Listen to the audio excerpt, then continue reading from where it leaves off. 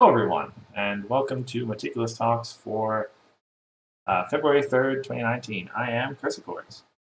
And I'm Hithroc. And, well, we're back to sort of regularly scheduled programming, as it were. Spoilers over, and Store Championships about to start. We're almost back into, like, sort of the regular season, as it were, tournaments. I suppose these Store Championships are going to be, which, in case anyone doesn't know, they're basically, not next weekend, but 2 weekends from now, February 15th or so is when they're starting. Yeah, it's either 2 weekends or 3 weekends, depends on Yeah. when people decide to do it. Yeah, but they're essentially going to be our first core tournaments since Vancouver was Harmony. The first sort of real core tournaments of the set.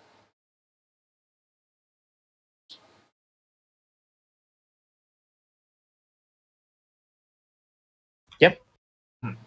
Which means that, all of a sudden, all of these new ideas that we've been talking with each other about and percolating around the community will suddenly get a chance to see how they work in like real tournament settings. I know there's a bunch of decks that have seemed like they are looking to be dominant forces, but this will be their opportunity to actually get tested.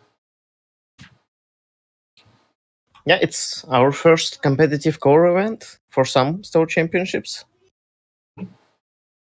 From what I heard, most of the people still do Harmony, which makes sense.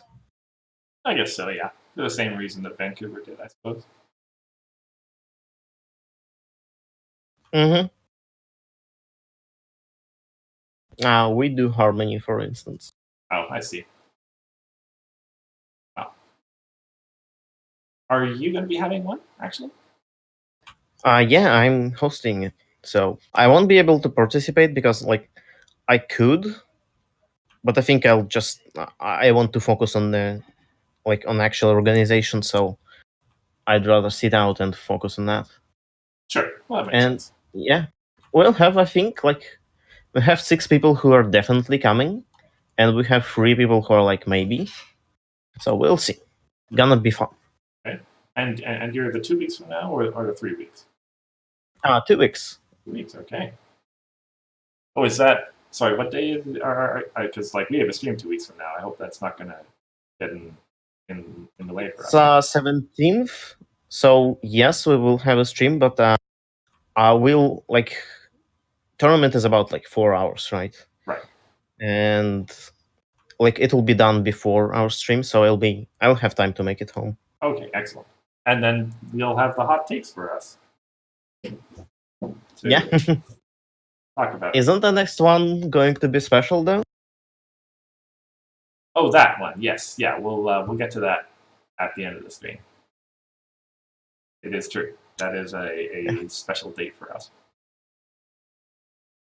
But in any event, getting on to this week's stream, what with the tournaments upcoming and some of the new things that have popped up and things that look like they're going to be prevalent in the Friends Forever meta, we thought it would be worthwhile to go over some of the stranger, weirder interactions and rules that exist in this game, just so that if they do come up during the tournament, people won't be so caught off guard, perhaps.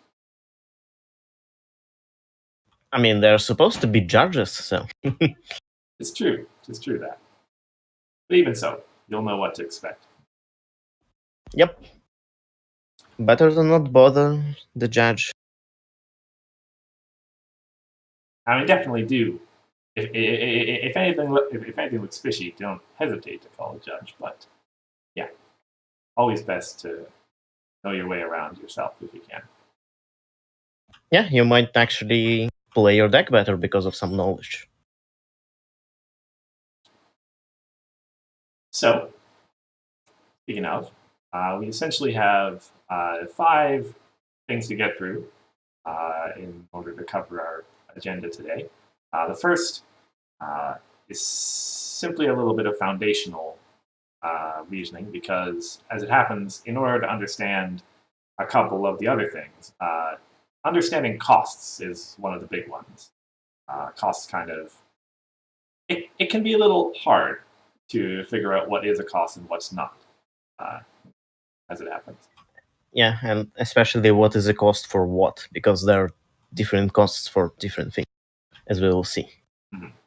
And so understanding that will come to be pretty important as we get into copying events, second topic, and then we'll move on to cards that have as timings as things enter the board.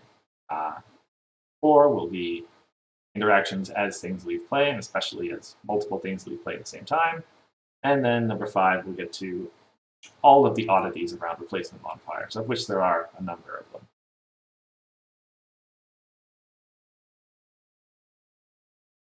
Yep. And by the way, just as a note, we are back on sort of the traditional streaming setup, me doing the work. And so I'm always a little anxious just in case that the audio doesn't work or whatever. So if there's ever a problem, just let us know. And I checked, it sounded all right. Okay, good. And, well, on that matter, if you have any other questions about concepts that we're talking about or whatever, we always try to make it a conversation here at Meticulous Talk, so feel free to ask, and we'll do our best to answer. Yeah, that's the great part about streams. They can be interactive.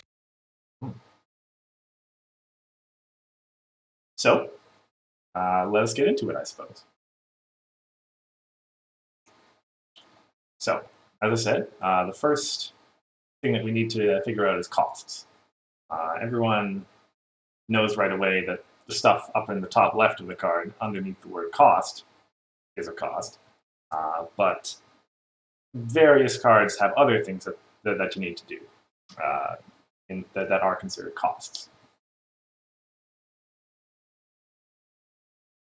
Bailout there on the left is probably the most obvious example, where it strictly says, as an additional cost to play this card, draw a card. So no problem there, as the fact that that's a cost. The belly flop over there is a little bit stranger because it has the word to in it, but isn't a cost.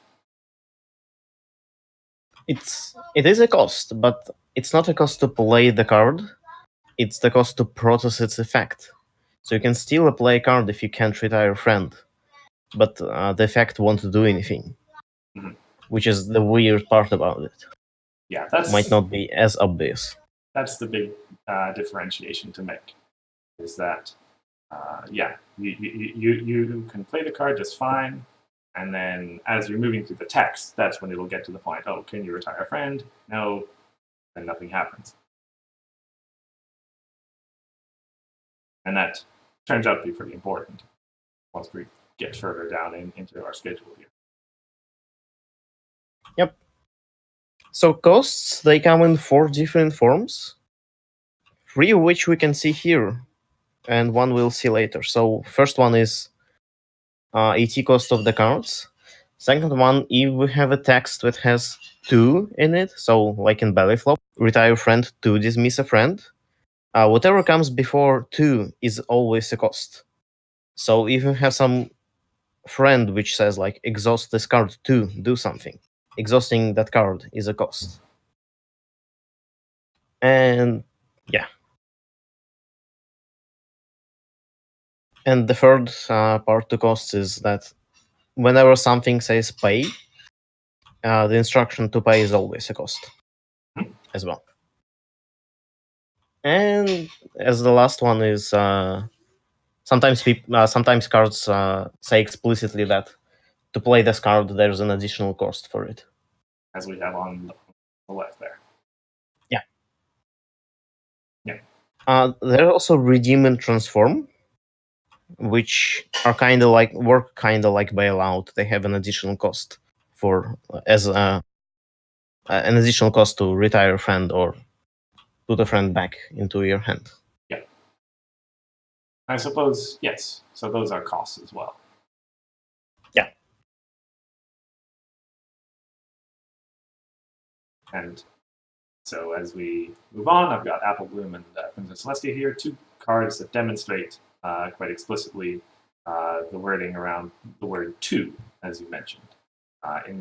In these cases, again, these are not costs required to play the card. These are both costs on activated abilities that you have to pay in order to use the ability. But it demonstrates pretty clearly that when you have an activated ability, especially, it's generally going to be a bifurcation around the word "to." There's going to be a timing phrase, there's going to be a cost, there's going to be the word "to," and then there's going to be an effect. Yep. In case of Apple Bloom, both exhausting and discarding card is a cost. So for Apple Bloom, we have basically two costs. One is to exhaust the card, and the second one is to discard the card. And in order to pay for it, you have to fulfill all the costs. So you have to pay for everything. Mm-hmm. You can't exhaust Apple Bloom and not discard the card, or just discard the card and not exhaust Apple Bloom. Yes, that is a rule somewhere, if I recall correctly. Yeah. You can't only pay part of a cost unless you can pay all of it.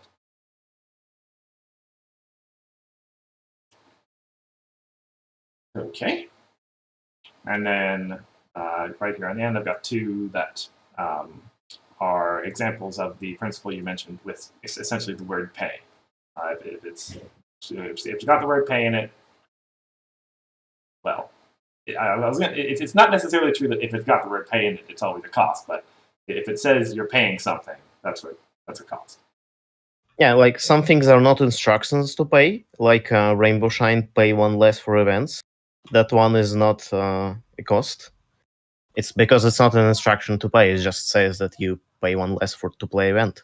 Mm-hmm. But here we have a clear instruction that you have to pay one to do something, and that's even though it doesn't have abort 2 in it or anything like that. Mm-hmm. I actually can't come up with any game scenario where the fact that this is a cost would matter, but I think it's still nice to know. Yeah, I think I kind of, off the top of my head, I can't come up with something for that otherwise, but everything else to do with costs has mattered at some point or another, so I'm sure this is going to come up at some point. Yeah, maybe something new will be printed. Who knows? That will somehow interact with cards like this. Yeah.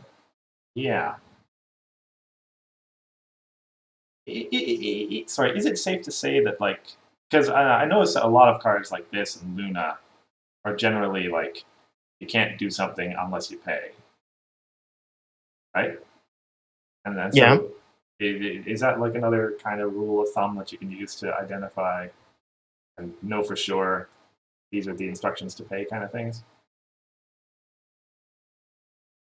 Yeah, but the thing is, in the previous slide we have Celestia, which says pay one to do something, and there's that thing is a cost both because there's a 2 and because there's an instruction to pay. There's also things like pay one or retire this card or something like that. Opponents can't move character. No, that's similar to Luna. No, I'm what is it? Fashion Disaster is similar. At the start of our turn, you either pay one for each of your characters or retire them. Yeah, Fashion Disaster. There was a Troublemaker which you had I think it's Timberwolf, which when it uncovers you have to pay one, pay 2, I think, or retire it. That thing also cost. So yeah. Gotcha. Well, in any event, keep those 4 principles to heart. Never have a problem figuring out what's a cost and what's not. Although, again, at the same time, remember costs to play versus costs to do things.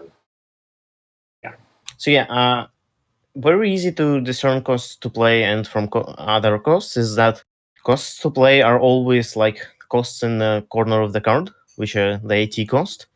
And some cards say that as an additional cost to play it, you need to do something.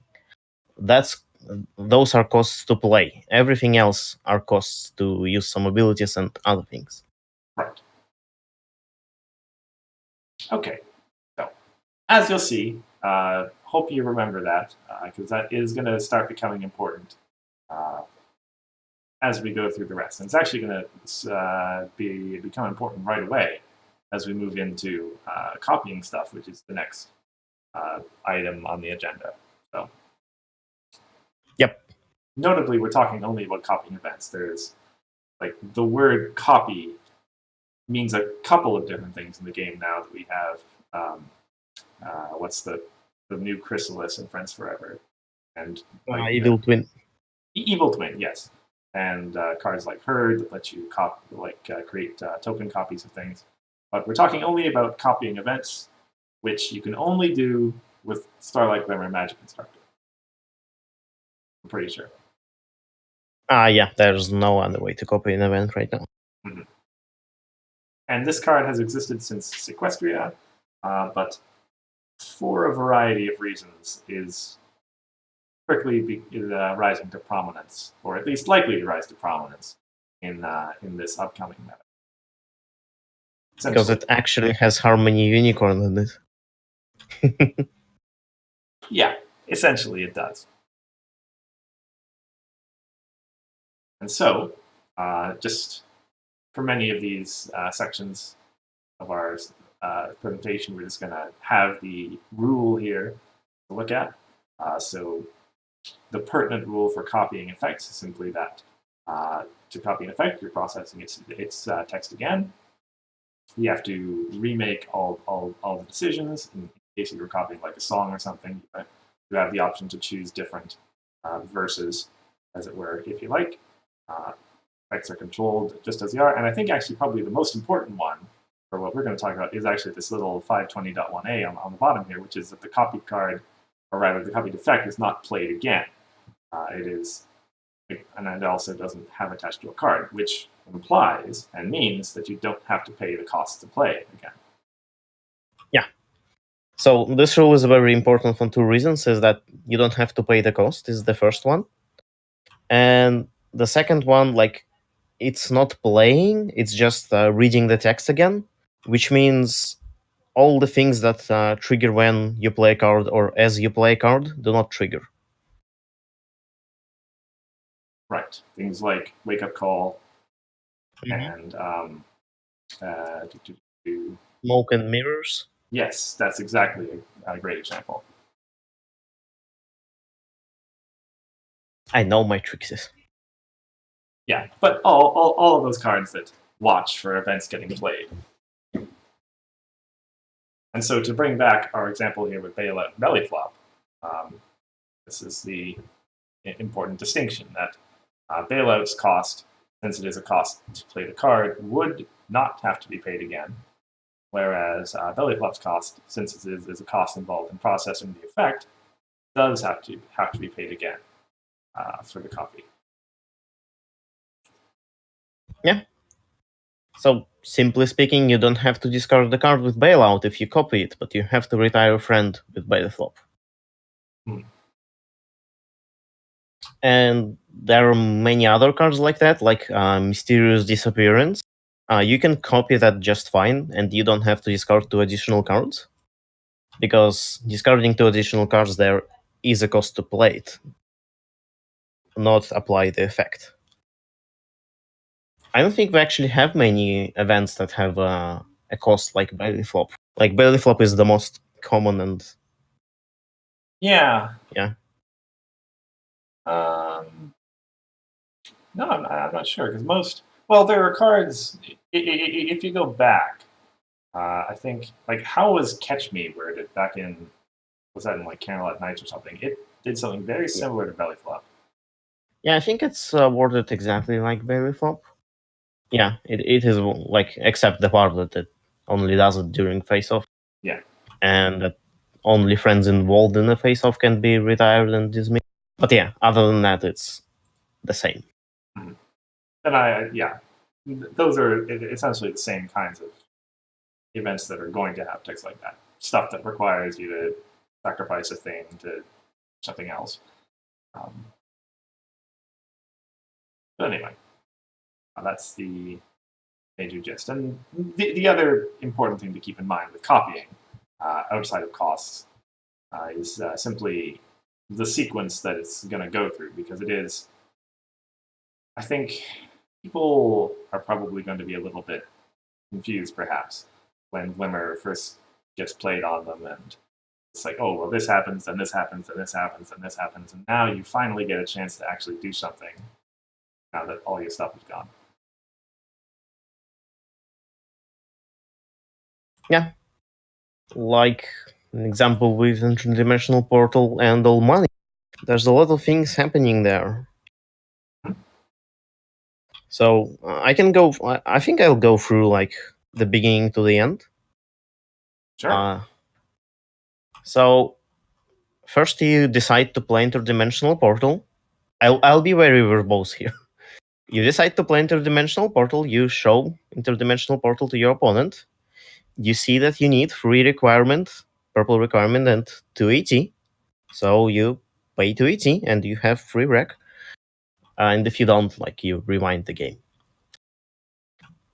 After that, Starlit Glimmer triggers, but we don't process her trigger just yet, because triggers are always processed during pre-priority processing, which happens right before some player gets a priority, and that will happen after interdimensional portal is processed. Mm-hmm. Nothing can happen in between you playing the card Yeah. and it actually happening.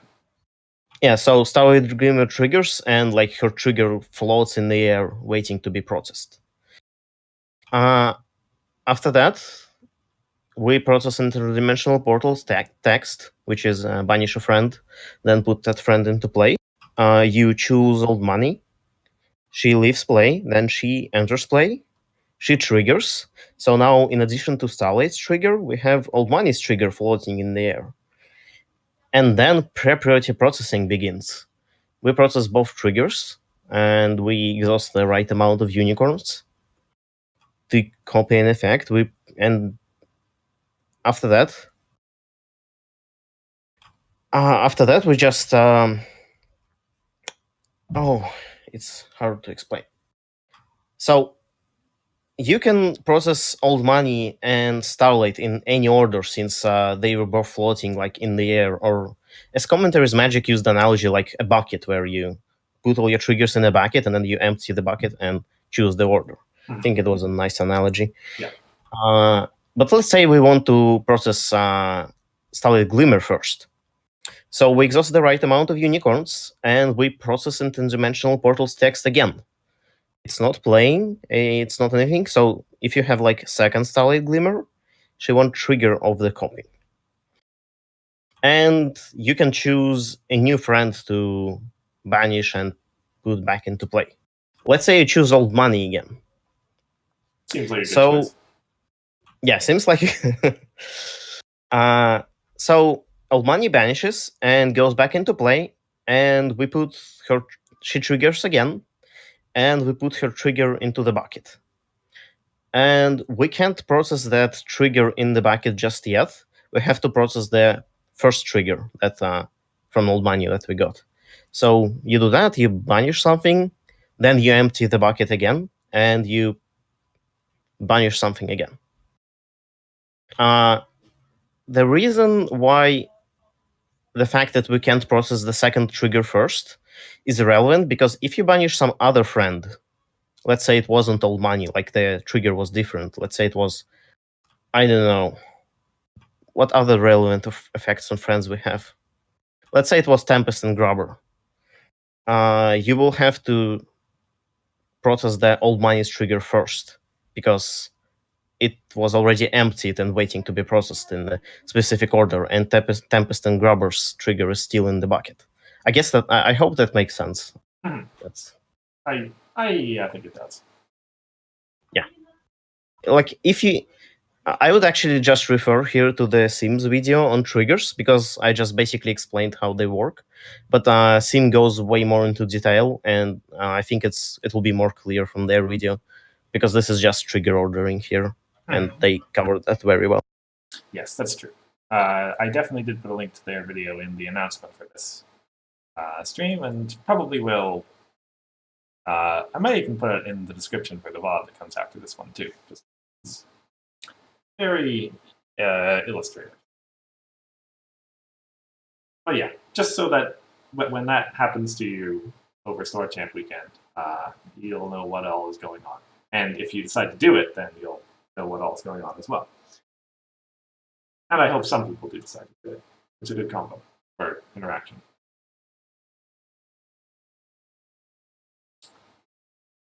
So that essentially is everything we need to talk about for copying stuff, I believe. Yeah, as far as events are concerned. Yeah, as far as events are concerned.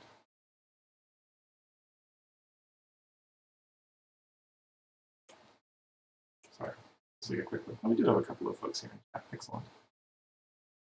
But yeah, next up is the as timing.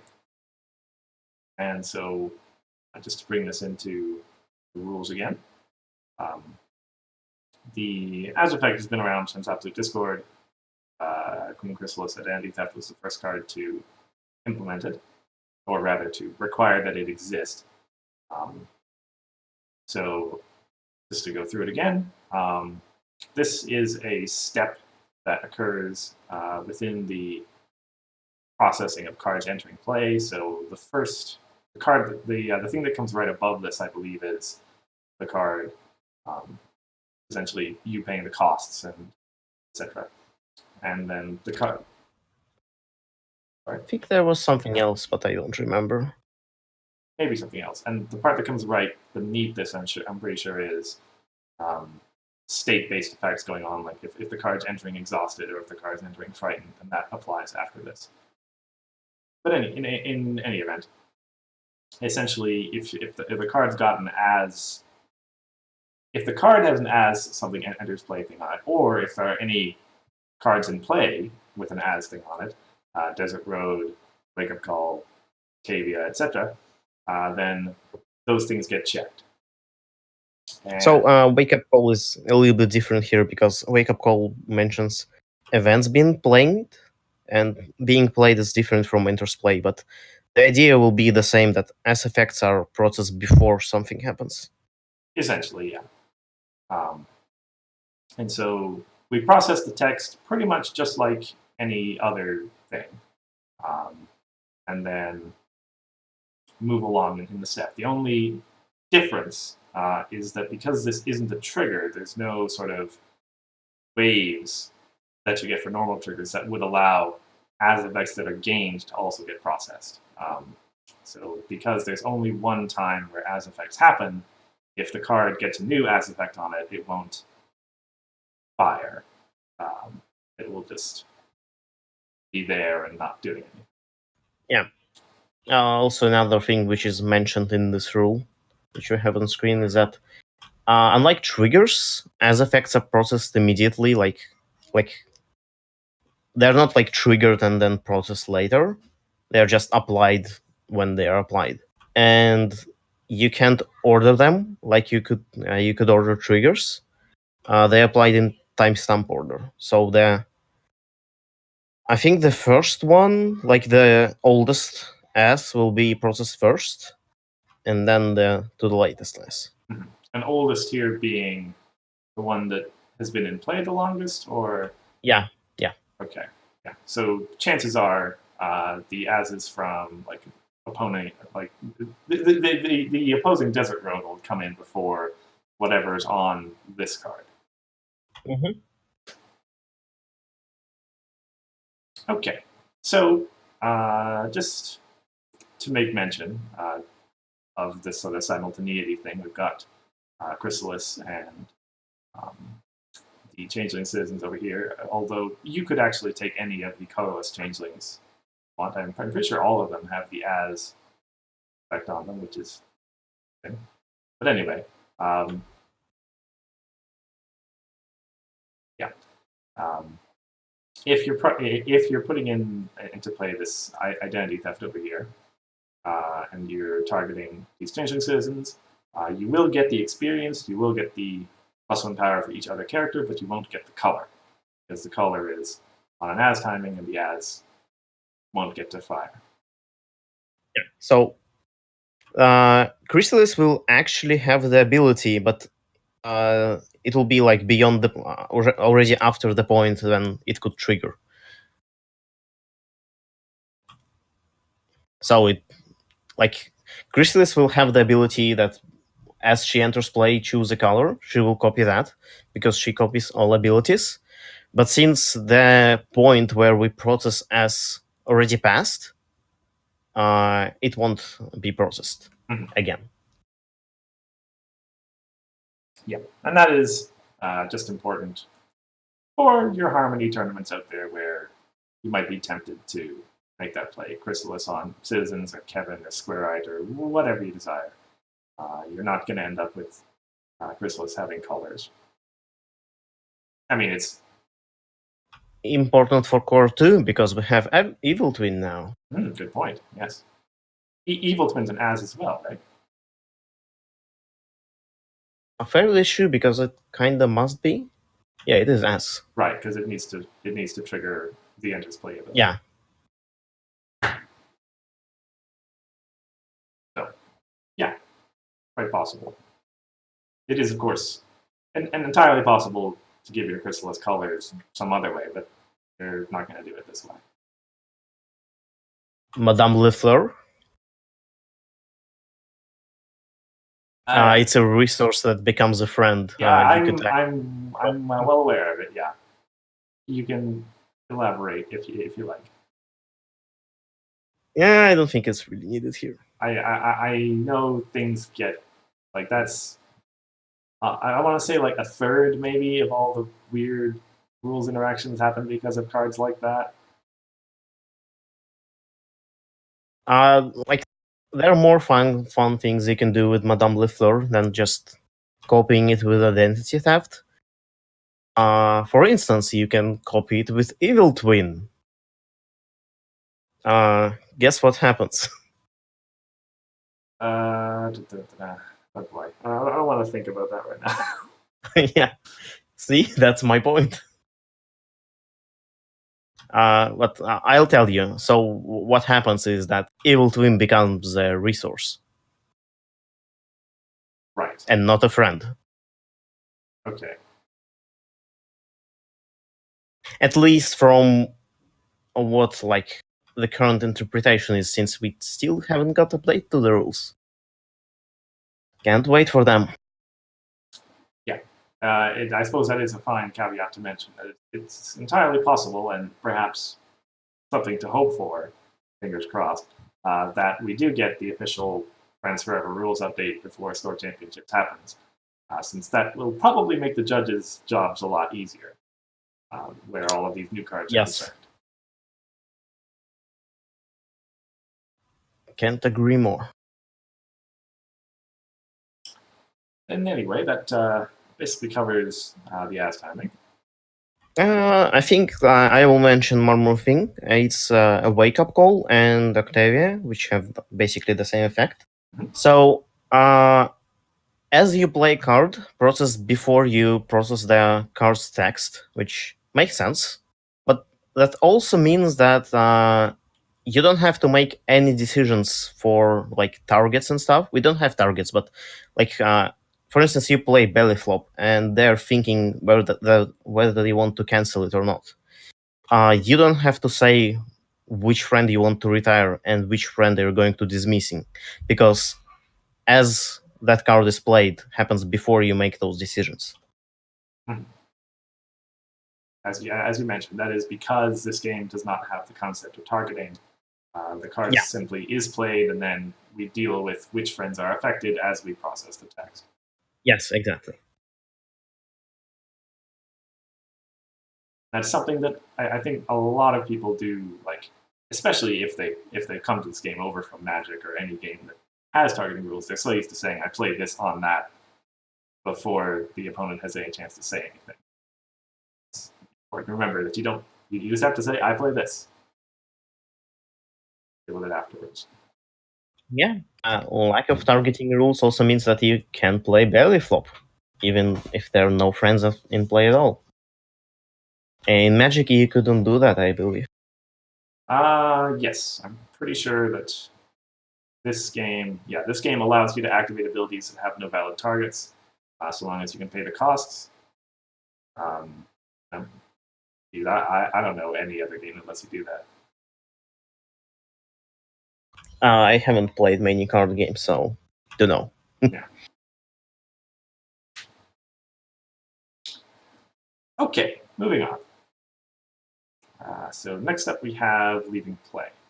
And so the first question, I remember this coming up a lot in Sequestria, once Bodyguard over on our right started seeing a pile of play, was how exactly this whole leaving play thing works. People found it somewhat perplexing that he could see himself leave play and generate a token off of it. And I believe it was you who pointed it out to me just a little while ago that, well, we can take Trenderhoof over here and just sort of the triggering text looks exactly the same. It is when, not necessarily like, Trenderhoof says when this card leaves play, but if you abstract it out, it's basically when a thing leaves play, and that thing could be this card, so good, then you get to do something. And so these two ability texts and these two trigger texts are very similar to each other, and thus will work the same way. Yeah, so like if Trenderhoof works, Bodyguard must work as well. Mm-hmm. And if Trenderhoof doesn't work, then why he has that text? Basically, yeah. But unfortunately, that's like not something that is like written in the rules specifically. Like we have these rules for entering play; they're very clear, but for leaving play, they're not as clear. But like looking at the other cards with similar text, like Trenderhoof, we can derive the actual ruling for this. Mm-hmm. Yeah. So it's fine. It's unfortunate that we can't give you a rule to look at to apply in this scenario because, yeah, as Hithroc says, they're not super clear. And it's true that historically there have been times where the rules get clarified and then we realize, oh, we've actually been doing that wrong this whole time. And so in theory, there might come a moment where we actually realize, oh, Trenderhoof actually didn't work or whatever. But for now, this is how it is. Yeah.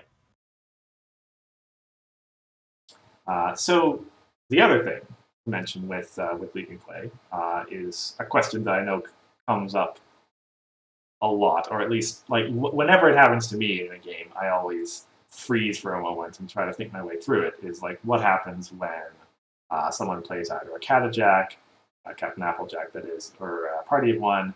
Suddenly, you've got a whole pile of things leaving play, and you've got to remember, hey, now do I get the tokens or not? Or as the case may be, over here I've got Fluttershy Acceptable Business Attire, who gives all your Pegasus friends persistent. The same question applies. Okay, so if Fluttershy goes away, do they all lose persistent, or whatever happens? Yada yada. That's and the important thing to remember is that they do all get to keep their persistent, and you do get the token, right? Yeah.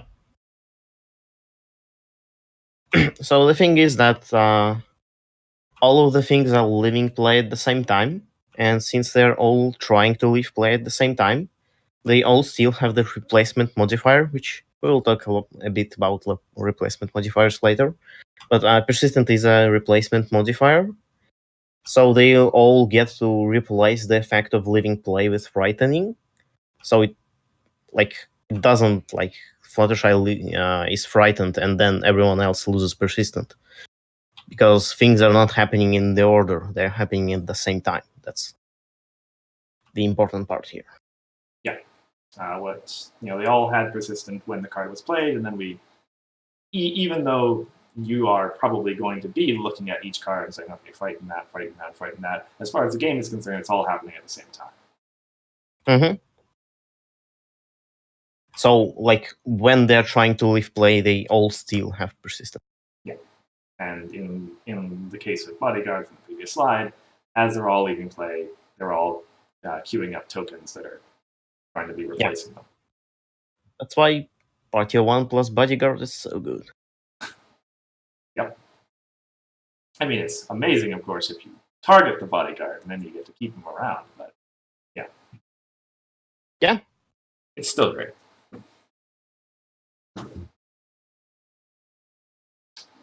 So yeah, actually, I think that's all there is to say about leaving play. Funnily enough, just that. I mean, I wouldn't be surprised to see Bodyguard show up for champs, and I certainly wouldn't be surprised to see Fluttershy show up either. Oh yeah, for sure. Excellent cards. But in any event, next up is replacement modifiers. Nice. They're probably the most complicated effect that we're going to mention today because there's like 3 or 4 different special interactions to matter with them. Let's talk about Flurry Heart. Sure. No, let's not talk about Flurry Heart. No. It's a rule nightmare. We don't want to go there. There be dragons. Indeed. So in any event, first off, just to summarize, replacement modifiers are always going to start with effects like if something would happen, you could do something else instead. It may have a cost involved somewhere. Like there's always going to be a triggering phrase, like if something would happen. Then there's optionally a cost. You can do this to do something else instead. I believe that's the general framework of what a replacement modifier looks like.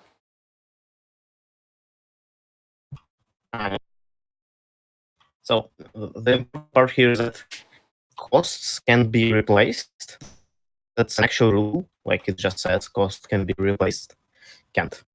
And since, as we have the, oh, you actually have it, I didn't notice, it's on the slide. Yeah. Yeah. Don't so worry because of the rule, you can't put Fire Friendship into play with Apple Bloom, or there's many cards that make you discard cards as cost, like Lyra main. Because discarding a card there is a cost, and Fire Friendship tries to replace that cost. And if you do that, it can be paid, and the game is rebound. Oh, you're losing me. Let me try to fix that. Yeah, I still hear you like reasonably well, but you're getting kind of garbled is all. Okay.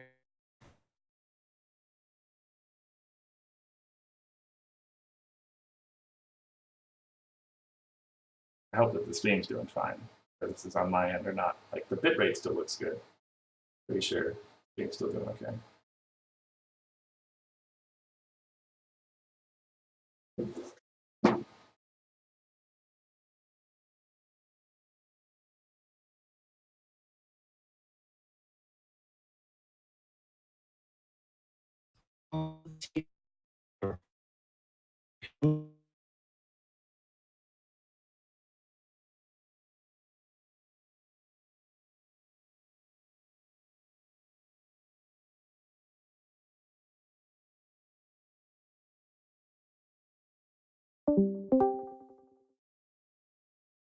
Okay.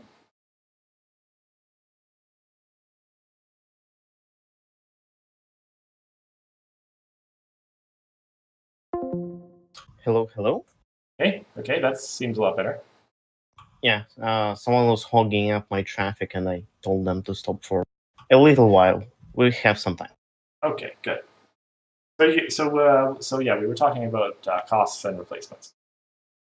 Yeah, so what I was saying basically is that since you can't replace costs, and discarding card in Apple Bloom is a cost, as we discussed earlier, you can't put Fire Friendship into play because its effect is a replacement modifier. And the way to spot replacement modifiers quite easily is just look at the text, and if you see the word instead or the word would, it means that it's a replacement modifier. Like, whenever a text has word instead and the word would, it means that it's a replacement modifier. But usually they have the structure, like if something would happen, you may do something instead. So that something that happens is replaced with something else. And here, discarding a card is replaced with putting Fire of Friendship into play. But since Apple Bloom's discard is a cost, we can't actually use this replacement modifier because we wouldn't be able to pay the cost then. And when you can't pay a cost, the game state is rewound back before you decided to do that. Yep. This is a very common mistake to make. This one in particular. I know a lot of people saw Fire of Friendship and immediately thought about Bloom, and turns out that it just doesn't work that way. It doesn't work that way for very good reasons, I'm sure. I mean, I can't name anything off the top of my head, but like I'm almost certain that something breaks if that's. Oh yeah, it's like the very simple example. Do you know Minuet, which retire friend to put a power counter on her? Yeah. So you play. Oh wait, no. So what you do is Granny Smith that is persistent, and if she's frightened, you may banish a card instead. Mm-hmm.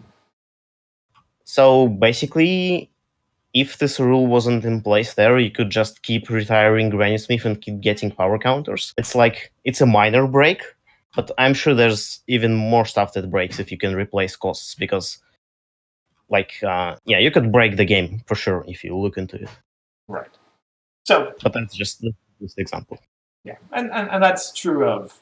I mean, just to make mention, most of the rules that we're going to cover in here. It's true of a lot of them. If this wasn't a thing, things get bad very quickly. Yeah. So that's part one of kind of replacement modifiers.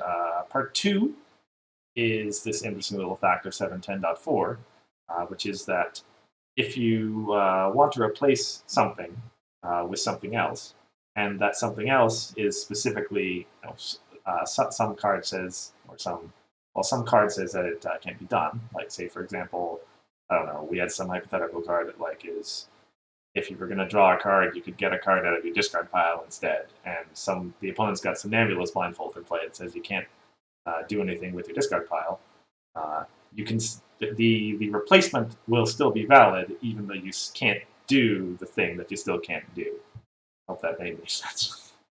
Yeah. So basically, what happens? The original thing is replaced with something else, and that something else just fizzles and nothing else happens. Mm-hmm.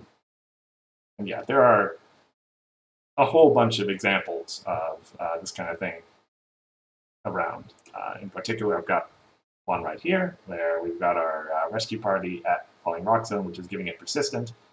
Persistent, as we already mentioned, is a replacement modifier that lets you frighten a card instead of having it leave play. Rescue party says that it can't be frightened, but that's fine. You can still do the replacement, and the frighten will just get blocked, but the card still won't leave play. Yeah. So you're replacing living play with frightened, and then oh well, it can't be frightened, so I guess nothing else. Mm-hmm. Yeah. And that's the simplest example. There are some others. And we actually got some erratas because of that. Because some cards were actually immortal because of this. I believe that was Granny Smith as well. Yeah, it was Granny Smith, because if you have empty discard pile, you still could replace her for being frightened with a banishing card. But since you can't banish a card, you're just, okay, I guess I can't do that. Mm-hmm. Yeah. But she still remains in play. But now she has a different text. They errated her, so she says, you may banish a card from your discard pile, and if you do, she doesn't leave play. Mm-hmm. So, since the card now has if you do, and if you didn't actually do that, the text won't work. Indeed. Yeah. Another strange consequence of the fact that the game doesn't have targeting. That when you're doing that. I suppose. We're fine.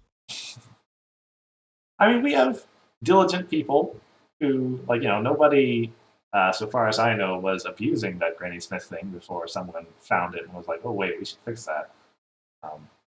So, yeah, we're doing okay. and it got fixed quite quickly. So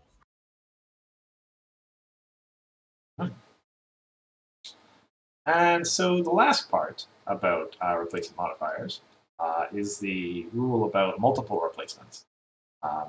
It's entirely possible that a thing happens and suddenly a whole 2 or 3 different replacement modifiers will want to replace it.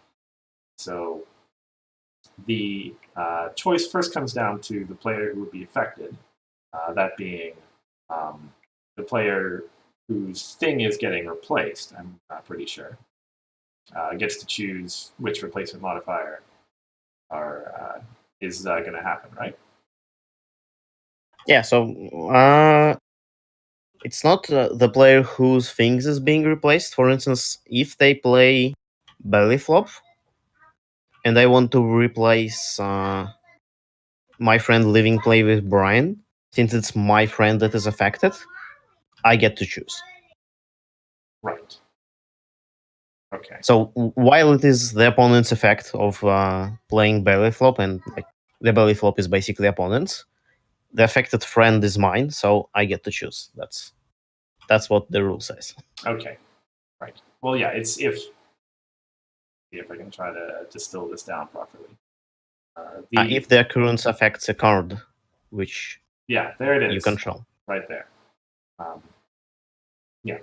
And so the important kind of, or at least one of the important follow-ons from this is that since, yes, you choose which one happens and the other ones fizzle, or rather don't happen, not necessarily fizzle. You can't fork them. Each thing can only be replaced by one other thing. So, as I believe you mentioned to me last night, we have Applejack, Elven Honesty, and Fire of Friendship, who would both, who conceivably both could want to replace the same thing. Notably, in the case of Applejack, it's a pretty specific thing that she replaces, but it could entirely possibly happen that they both would want to have would want to go. And in that case, you would have to choose which one you wanted to get, whether you want to have Applejack in play or Fire of Friendship. Yeah, you can't put them both into play by one discard, which is the important part here, because discarding a card is one occurrence, and you can only replace an occurrence once. And you have to choose whether it's going to be Fire of Friendship, which is replacing your discard, or Applejack. Actually, that's... Sorry, go ahead. Yeah? No. Well, I realize now, I didn't make this a slide, but I probably should have, that that also succinctly explains why when your opponent party hards you and you have to discard your entire hand, Fire of Friendship doesn't actually, like, you get the Fire of Friendship into play, but you don't save your hand. Yeah, because it only replaces one discard. And yeah, it will save one card though, unless you have to discard more cards than you have in your hand. Mm-hmm. But basically, I also saw a lot of like confusion on this front. Is that basically when you have to discard your whole hand or some like big number of cards from your hand, the Fire Friendship can't really save them, because basically it works like this. Let's say you have 5 cards in hand. One of them is Fire Friendship, and your opponent flips Nightmare Moon, uncovers. You have to discard your whole hand, which means you have to discard 5 cards. You try to discard first one, but you replace it with Fire Friendship. You put it into play. You have 4 cards remaining in hand, and you have 4 cards remaining to discard. So you still don't keep any of your cards. Precisely. But if they party hard you and you have like 3 cards, not 3. No, yeah, it still doesn't. Like, unless they... If you have to discard your entire hand, Fire Friendship is not going to give you any card advantage. As the math came through. If you had 5 cards in hand and you discard 5, you're going to get to save the Fire Friendship, but everything else is still... Yeah. And if you have like 6 cards in hand and you have to discard 2 of them, you'll still be left with 4 cards in your hand.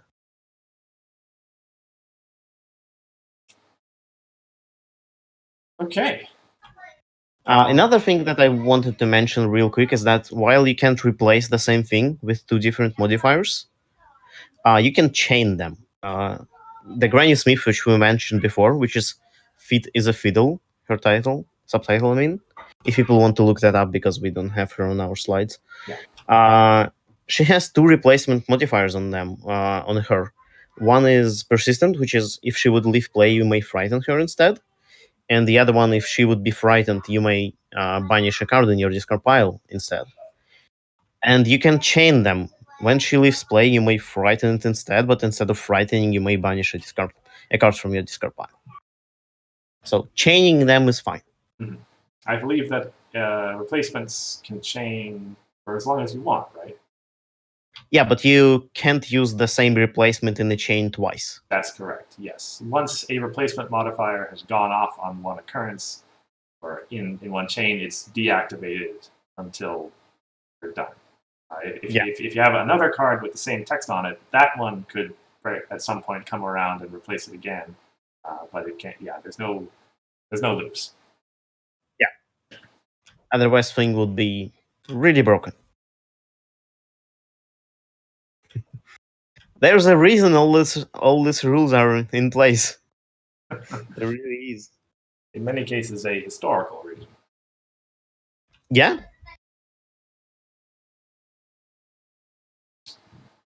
But I believe that that does take us to the end of everything. Yep. So, I mean, there's, as Hithroc was so kind to point out over the course of our stream, there exist still uncharted waters, which will undoubtedly turn into gotchas and weird interactions once they're finally sorted out. Flurry Heart and cards like Madame Bouffleur, essentially. So the well of topics for a stream like this is still plenty deep. And I'm sure we'll get to them at some point once someone finally figures out how those things work. But at least for now, this is some more items to add to your toolkit. So that we're just talking here about realistic examples. Yeah. So that if something like this comes up in your playgroup, you'll be the one who can diffuse it and say, no, this is actually how it works. Mm-hmm. I know there are certain playgroups that have to break out the conf rules more often than others, based on the kind of decks people get up to. But yeah. So speaking of, or sorry, going back to the way to something that was said at the start, it's true that our next stream, 2 weeks from now, is something of a special occurrence for Meticulous Talks. It is our second anniversary. The stream got started back in 2017, midway through February. Myself and Solving Problems, Hithroc joined us this last year, but it'll be marking 2 years' worth. And, yep. Yeah. And the way that we did it last year was to do a little show match between myself and Solving. And I'm not sure yet, Hithroc, if that's is that going to work for us or not? Yeah. Fairly sure it's gonna work. I'll try to do my best to make it work, but we have to decide on the details yet. Sure.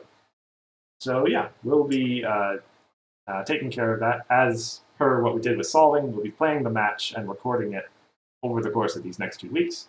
And then that week's stream, February 17th, will simply be us talking about it and commentating, and yeah, it'll basically just be a fun stream to celebrate. Yep. And yeah, well, actually, I guess, we'll work out a format, whether it's going to be super competitive or super casual or whatever. Yeah, or maybe some special rules. We'll see. Yeah. But in any event, stay tuned 2 weeks from now for that. And so, unless you have anything else to say? Nope. Then I have been Cursor Chords. I've been Hithroc. And we'll see you in a fortnight. See ya.